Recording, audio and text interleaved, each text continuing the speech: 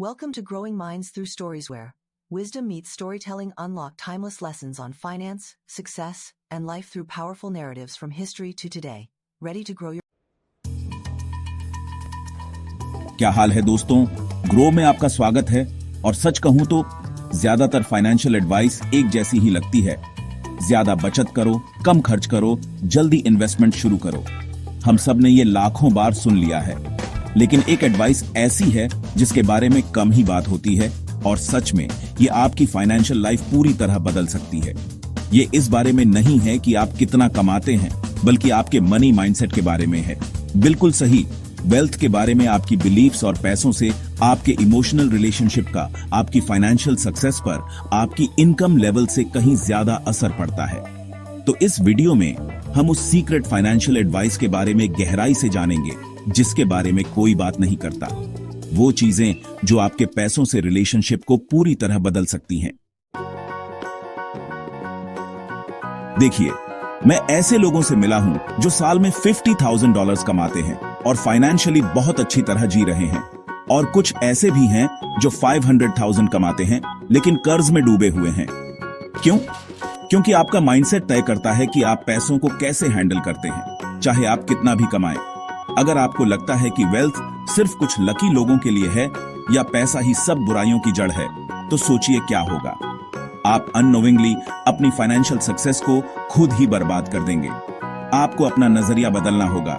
पैसों को एक टूल की तरह देखना शुरू करो, एक ऐसा टूल जो आपकी जिंदगी में फ्रीडम, सिक्योरिटी और अपॉर्चुनिटीज ला सकता है। जितनी जल्दी आप अपने मनी माइंडसेट पर ध्यान देंगे, उतनी ही जल्दी आप सेल्फ लिमिटिंग बिलीफ से आजाद होकर असली वेल्थ बनाना शुरू कर सकते हैं।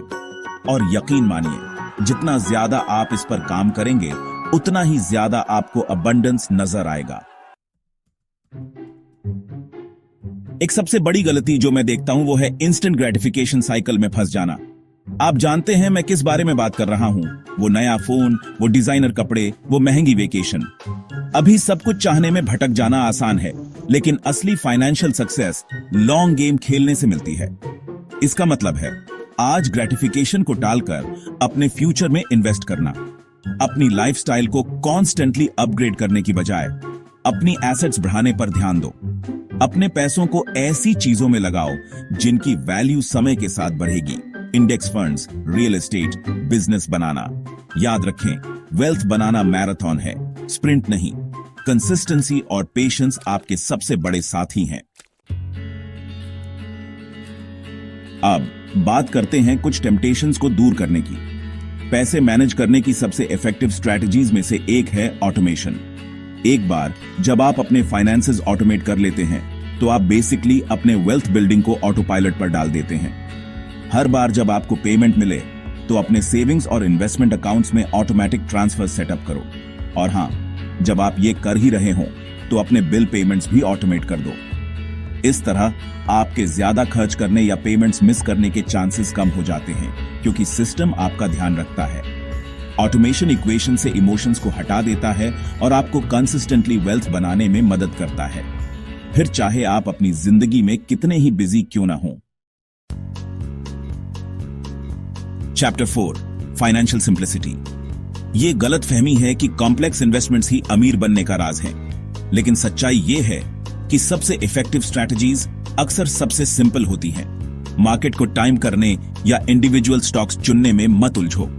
इंडेक्स फंड्स पूरे स्टॉक मार्केट में इन्वेस्ट करने का लो कॉस्ट, डिवर्सिफाइड तरीका देते हैं, और हिस्टोरिकली लॉन्ग रन में इन्होंने ज्यादातर कॉम्प्लेक्स इन्वेस्टमेंट स्ट्रैटेजीज से बेहतर परफॉर्म किया है।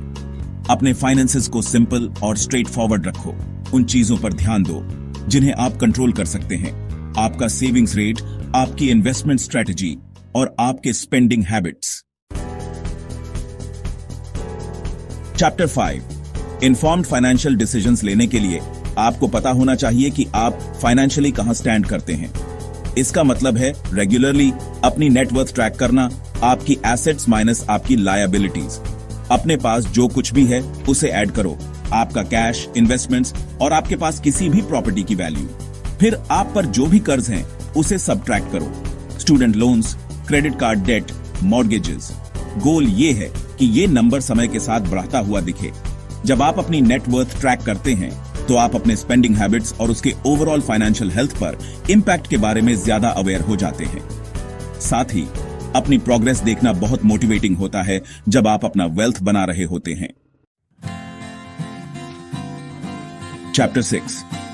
आपने ये कहावत जरूर सुनी होगी, आप उन 5 लोगों का एवरेज होते हैं जिनके साथ आप सबसे ज्यादा समय बिताते हैं। खैर, ये सच है, खासकर जब बात आपके फाइनेंसेस की हो। जिन लोगों से आप घिरे रहते हैं उनका आपके फाइनेंशियल बिहेवियर पर बहुत ज्यादा इन्फ्लुएंस होता है। अगर आपके दोस्त कॉन्स्टेंटली ऐसा पैसा खर्च कर रहे हैं जो उनके पास नहीं है या क्रेडिट कार्ड डेट बढ़ा रहे हैं, तो आपके लिए अपने फाइनेंसेस में डिसिप्लिन रहना मुश्किल होगा। ऐसे दोस्तों और मेंटर्स को ढूंढो जो फाइनेंशियली रिस्पॉन्सिबल हों और आपके फाइनेंशियल गोल्स शेयर करते हों। उनकी हैबिट्स आप पर भी असर करेंगी और आप उनके एक्सपीरियंसेस से सीख सकते हैं।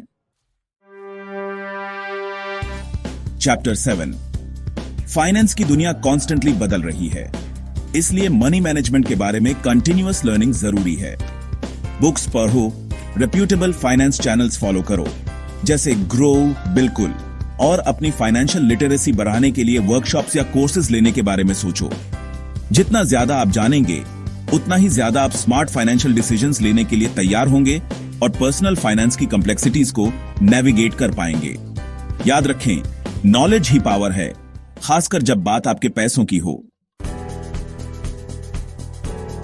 उत्तरों, अंत में ज्यादा पैसा कमाना हेल्पफुल तो है, लेकिन यह अल्टीमेट आंसर नहीं है।